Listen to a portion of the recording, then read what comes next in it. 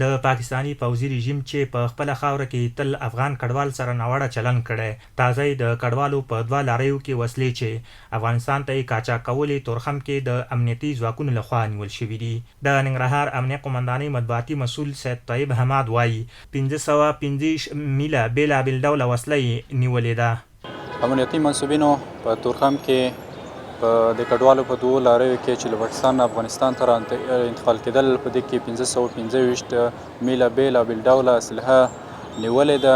په دې نیول شوې اسلحه کې توفنچې، امپورونه، دوربینونه او نور ډول ډول اسلحې په دې کې موجودې وې چې امنیتي منصوبین یې دغه ونیولې. د ننګرهار اوسیدونکي اسدالله وایي پاکستان هر وخت د افغانستان په کورنیو چارو کې لاسوهنه کړې، نو امنیتي منصوبین باید له پاکستان څخه د کډوالو راتلونکي لارې وپلټي چې هیواد ته قاچاقي توکي پکې را انتقال نه کړي.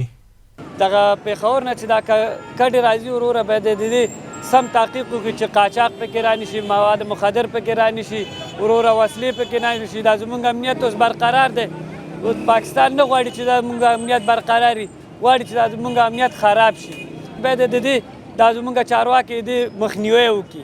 پاکستانی پوځي رژیم هڅه کوي چې افغانستان کې اوسنی امن زیانمن او هیواد کې شته امنیت ته ستونزې راولاړې کړي، چې وروستۍ هڅه یې د کډوالو په لاریو کې د وسلو قاچاق و.